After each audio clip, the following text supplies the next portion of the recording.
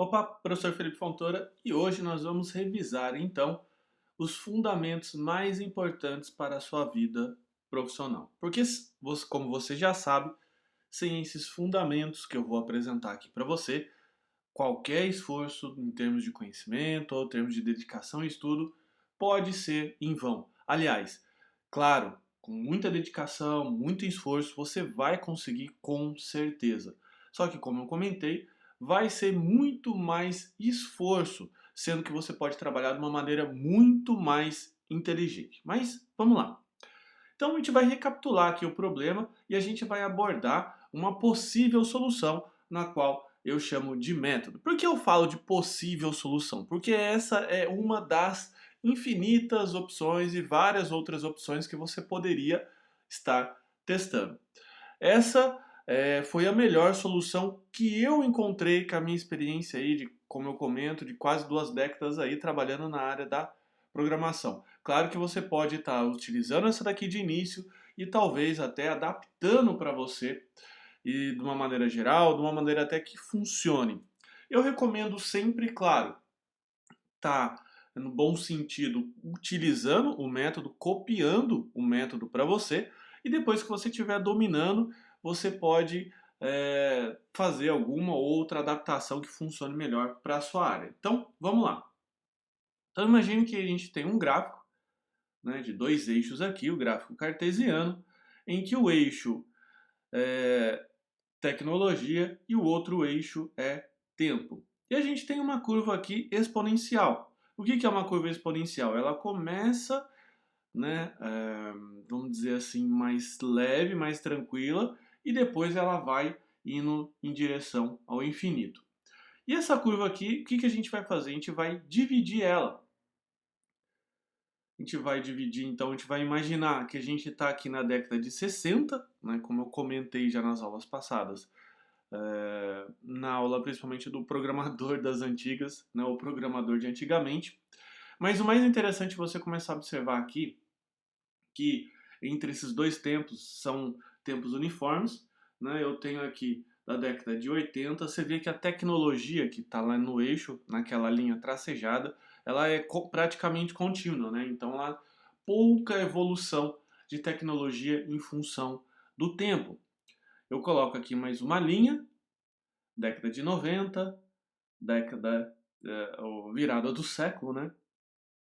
Daí, de novo aqui eu coloquei aqui hoje e eu vou colocar aqui um futuro. Legal? Mas você começa a perceber que eu tenho uma evolução para um tempo, né, da década de 60 e 70, depois eu tenho mais uma evolução da tecnologia pequena, 70 para 80, depois, na década de 80, isso começa a subir e você começa a reparar que a continuação do tempo ou a distribuição do tempo é uniforme. Pode ver que todas essas linhas têm a mesma largura, só que a evolução tecnológica ela vai tendendo ao infinito. Claro que isso aqui, nenhuma tecnologia vai evoluir até o infinito, obviamente que não, mas isso daqui é só para ilustrar para você a grande situação, que é o grande problema, no bom sentido, um problema que a gente está passando hoje. Então, continuando aqui, eu tenho mais ou menos essa evolução, depois essa, e depois um salto gigantesco. Então, o que acontece com isso daqui? Obviamente, como eu comentei, você não consegue acompanhar, porque vai ser praticamente impossível que você acompanhe toda a tecnologia que sai todo dia, ficar 100% antenado. Isso aí, uma hora, certamente o seu cérebro não vai aguentar, ok? Então, explicando melhor aqui o problema, a gente vai focar nesses eixos e o que acontece praticamente da década aí de 2000, né, da virada do século para frente, de 2000 para frente. Acontece o que eu chamo de excesso de tecnologia, acontece uma explosão tecnológica, principalmente com a bolha da web, a bolha da internet e depois, mais tarde, aí com a evolução do mobile. Então tem muita possibilidade de tecnologia, então tem um excesso de tecnologia e também Claro, todo mundo, não é só você, não é só eu, todo mundo está de olho nesse mercado, porque é um mercado interessante. E com isso também tem um excesso de mão de obra. A mão de obra cresce junto com o mercado. E o que acontece com isso? A galera, o pessoal aí da programação, fica falando sempre o mesmo idioma. Então o que acontece? Muitas opções iguais no mercado. Então imagine que a gente tem esse pessoal, né? Todo mundo se proclama programador, tem um certo conhecimento na programação, e todo mundo fala o mesmo papinho, mesmo papo difícil, aquela coisa que a gente já verificou antes. Com isso, tem várias ofertas, né? Como todo mundo fala, vamos dizer assim, a mesma coisa, e o cliente não consegue ter uma diferenciação, o que acontece? Você vai ter uma oferta por preço. O que acontece? O cara que tem o preço menor provavelmente ganha. E com isso acontece uma comoditização. O que é isso, comoditização? É um nivelamento por baixo dos preços. Então o que acontece? O cara que estava cobrando menos, agora todo mundo começa a nivelar. Claro que isso daqui eu estou sendo bastante simplista, mas só para você entender o efeito que acontece. E daí todo mundo começa a cobrar igual. E daí o próximo cara agora, para conseguir o trabalho, oferta por preço, o que ele vai fazer? Cobrar menos, todo mundo nivela, cobra menos de novo, todo mundo nivela. Então isso, os valores, os preços começam a ficar bem abaixo. Legal? E qual que é, então, uma possível solução? Então, como que a gente viu? Se você tivesse lá na década de 60, né? Eu estou colocando a década de 60 para você entender só um pouquinho, mas não necessariamente nessa década. Mas se você estiver lá como um programador trabalhando lá, você tem uma remuneração proporcional ao seu conhecimento. Só que então você precisa caminhar demais, você precisa ter muito conhecimento para você ter uma remuneração adequada. Então, qual que é a proposta? Qual que é a nossa proposta? Você, é claro, ter uma remuneração melhor, uma remuneração maior, sem precisar ter tanto conhecimento assim. Ou, ou você ser valorizado somente pelo seu conhecimento. Ou seja, você encurtar isso daqui, ok? Com conhecimento, óbvio, você não vai ficar enganando ninguém, você vai sim estudar, vai sim se esforçar, só que você vai colocar mais alguma coisa nisso aí. Você vai colocar mais uma variável ou mais de uma variável para que você possa encurtar, para que você possa criar essa percepção de valor maior pelo seu cliente, fazendo com que ele te valorize melhor e com isso, com o seu conhecimento atual ou com um pouco mais de conhecimento, você tem uma remuneração maior, ok? E como que você consegue fazer isso? Não tem mágica. Lembra do mesmo problema lá que eu comentei? Todo mundo falando a mesma coisa, todo mundo cobrando, todo mundo trabalhando, e a oferta é diferente, a oferta que ganha é a oferta do preço, ok? Então o que você vai fazer? Você vai se tornar incomparável. Você vai se tornar incomparável perante aos outros programadores. Por que você vai se tornar incomparável? Porque você fala agora o idioma do cliente. E para que você possa entender um pouco mais, eu vou falar um pouco mais da jornada do nosso cliente, para que você possa visualizar todo o processo que normalmente um cliente passa até chegar a um programador. E esse cliente pode ser uma empresa que está querendo contratar um programador, carteira assinada, aquelas coisas para trabalhar lá, ou pode ser até um freelance, ou quem sabe até um empresário. Então vamos entender. Então vamos imaginar que esse aqui é o João. O João ele está pensando em algumas oportunidades de negócio e ele teve lá o tal momento eureka dele. E o João, então, começou a pensar em algumas alternativas que ele poderia resolver aquela ideia que ele teve. Afinal, ele está tendo uma ideia que é bastante interessante e ele escolheu a opção C. Vamos supor que ele queira vender produtos saudáveis pela internet. Ele quer montar, aliás, uma loja de produtos saudáveis para que ele possa ofertar para esse público agora que está começando a ficar um público mais importante e com isso ter uma melhor posição no mercado e com isso também faturar mais. Então ele escolheu a opção número C. E ele viu que para poder fazer a opção número C, ele precisava trabalhar com um sistema de estoque. Aqui eu estou falando um pouco mais já da área de TI, tá? Vou passar essa parte aí de negócio e tudo mais, e ele está aqui pensando que ele precisa de um sistema de gestão de estoque, um sistema para que ele possa colocar lá na loja física, e ele quer também sair para a internet. Então ele quer fazer uma loja virtual de produtos saudáveis para que as pessoas possam comer de uma forma mais saudável. Então ele verificou o seguinte, que ele tem um problema. Ele não sabe nada de loja virtual. Então o João, que é esse empresário, começou a pensar em algumas possibilidades de sistema. Então ele viu o sistema A, viu o sistema B e viu o sistema C, ok? De lojas virtuais. E ele percebeu que todos esses sistemas não atendiam, já que o mercado de produtos saudáveis é relativamente novo. E todas essas lojas virtuais acabavam não atendendo por algum motivo ou outro. Mas enfim, ele escolheu essa última loja aqui virtual. É um sistema de loja virtual a qual ele adquiriu. Então, esse sistema ele permite fazer uma customização, uma programação interna para que ele possa fazer aquilo que o João deseja, aquilo que o João pensa como um diferencial para a sua loja virtual. Então ele pensou então que ele precisa de um programador. E ele foi buscar esse programador no mercado. E adivinha? Todo mundo estava falando sempre a mesma conversa difícil, aquelas coisas, papo de programador, banco de dados, linguagens, HTML, etc, etc, etc. E o que aconteceu com o João?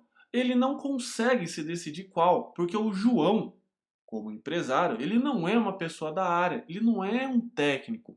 Ele não sabe diferenciar as propostas de todos esses programadores, porque todo mundo fala de uma forma muito difícil, de uma forma muito complicada para ele. Então, o que acontece com o João? Ele vai ter que se decidir e normalmente ele vai decidir uma hora, porque uma hora ele vai ter que montar isso pelo preço, ok? Então ele pensa lá no Pedro, por exemplo, no programador Pedro, ok? Então, para a gente resumir aqui a jornada do João, o empresário, o que acontece? Ele começa então tranquilo, ele teve uma ideia, então ele começa a ficar incomodado com a sua ideia, com essa ideia, porque ele precisa resolver esse problema, e daí então ele se torna um pesquisador. Ele sai para a internet, ele fala com seus amigos, ele comenta com as outras pessoas que ele precisa de um sistema, nesse caso aqui, nosso sistema de loja virtual, ok? Só que pela dificuldade de entendimento dele, ele não consegue entender muito bem e aliás ele não entende nada de tecnologia, ele se torna um comparador e ele tem dificuldades de comparar isso. Por que ele tem essa dificuldade de comparar? Porque é tudo muito difícil. Então ele bate nessa parede de dúvidas e volta todo momento. E ele não consegue, só que ele precisa resolver o plano de negócio dele, que é montar essa loja de produtos saudáveis. Então o que, que ele faz? Ele faz uma compra irracional. Normalmente, ali naquele caso, ele escolheu supostamente o Pedro, né? Nomes aqui são mera coincidência, e ele escolheu então aqui e acabou fazendo uma compra irracional. Talvez escolheu pelo preço, pela uma possível amizade que ele tinha com essa pessoa, ou então uma recomendação, ou qualquer coisa do tipo que não fazia sentido. Ou seja, como você pode observar, ele passou pelos 3 estágios, se tornou um comparador, porque é tudo muito difícil dele entender, batia toda hora nessa parede de dúvidas e voltava, e acabou tendo que escolher de um jeito ou de outro. E ele acaba indo pelo preço, ou pela amizade, ou por qualquer outra coisa do tipo. Só que o que tem que acontecer na prática? Na prática, todo esse processo, você precisa evitar que o João, nesse caso aí, o nosso empresário, entre na etapa de comparador. Então você, como agora nosso aluno do curso, sabe você precisa dar a volta nesse comparador. Como que você consegue dar a volta? Você cria então uma exposição. Como uma exposição? Você cria uma zona de engajamento. Imagine então que você tem um grande ímã, né? E esse imã, ele vai atraindo as pessoas. Então, se você for uma pessoa que você é um programador que decidiu trabalhar, por exemplo, com comércio eletrônico, eu estou falando desse exemplo, mas pode ser outros milhares de exemplos. Mas aqui só para a gente ilustrar, você decidiu trabalhar com o mercado é, no mercado de comércio eletrônico e você começou a ter uma exposição na internet com o seu blog, com o seu LinkedIn, né, talvez com o seu GitHub, e ele começa, o João, quando ele chega nessa etapa de incomodado para pesquisador, ele vai para a internet e ele começa a achar os seus conteúdos. E o que o seu conteúdo transforma ele? Transforma ele num estudante, de modo que você começa a educar o João. Você começa a criar a confiança do João, você começa a mostrar para o João que existe uma forma dele resolver aquele problema. Claro, todo esse conteúdo, todo esse papo, ainda num processo ainda de gratuidade, de processo grátis, desculpa. Então, o que você passa para o João? Você vai passar confiança, você vai instruir, e esse processo, novo processo, vai evitar com que o João entre como comparador, porque agora ele conhece essas coisas, ele conhece todo esse processo, não de uma forma técnica, não de uma forma complicada, mas de uma forma que ele possa entender no idioma do João.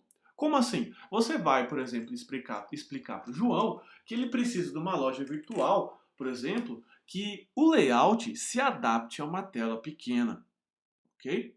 Por quê? Porque hoje os smartphones, em muitos casos, tem alguns sites que eu gerencio, já passou de 50% dos acessos, e se você deixar esse site muito ruim para ver numa tela, ou seja, se você abre numa tela pequena, está aparecendo tudo muito pequenininho, o consumidor da empresa do João, nesse caso aqui o consumidor de produtos saudáveis, provavelmente não vai comprar.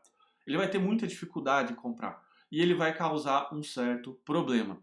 Então o que você vai explicar para o João, por exemplo, no seu blog? Você vai lá escrever um artigo e você vai falar assim: sistemas que são feitos para se adaptar à tela possuem X% a mais chances de vender o seu produto. E o João vai perceber que você tem uma certa autoridade e a chance dele fazer uma compra racional é muito maior. Ok? Então, basicamente, esse é o cerne da nossa estratégia. Só que, primeiro, você precisa ter conhecimento certo, ok? Fazer essa exposição de uma maneira correta. Essa exposição tem uma estratégia na qual a gente vai aprender na etapa de marketing. Você vai expor isso nas mídias corretas. Você vai também fazer o quê? Esquematizar todo esse processo. Você vai escolher um mercado para que você possa trabalhar. De repente, o mercado na área de comércio eletrônico não pode, talvez não esteja tão bom agora, ou está bombando. A gente não sabe. Então, o que acontece? Você precisa então entender esse grande esquema e você precisa entender, basicamente, que você precisa, não pode deixar, nesse caso aqui, o seu cliente, agora, o seu cliente do seu serviço, entrar nessa etapa de comparador. E você vai, como eu comentei, seguir uma estratégia aqui junto comigo. Legal? Então, aqui só para reforçar, então, que você vai instruir o João, nosso aqui empresário fictício, a fazer uma compra racional. E aqui está a resposta, né, como eu comentei para vocês várias vezes, que é um funil.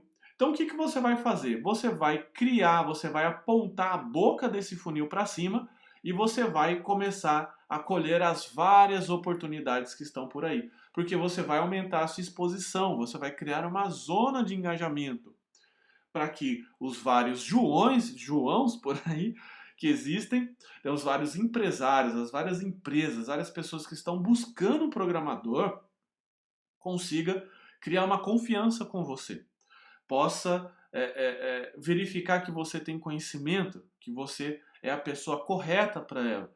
E como eu comentei, com o conhecimento que você já vai ter hoje, na visão desta pessoa, você é mais valioso do que uma outra pessoa que não sabe explicar muito bem, normalmente, o que ela faz ou principalmente como que ela pode te ajudar.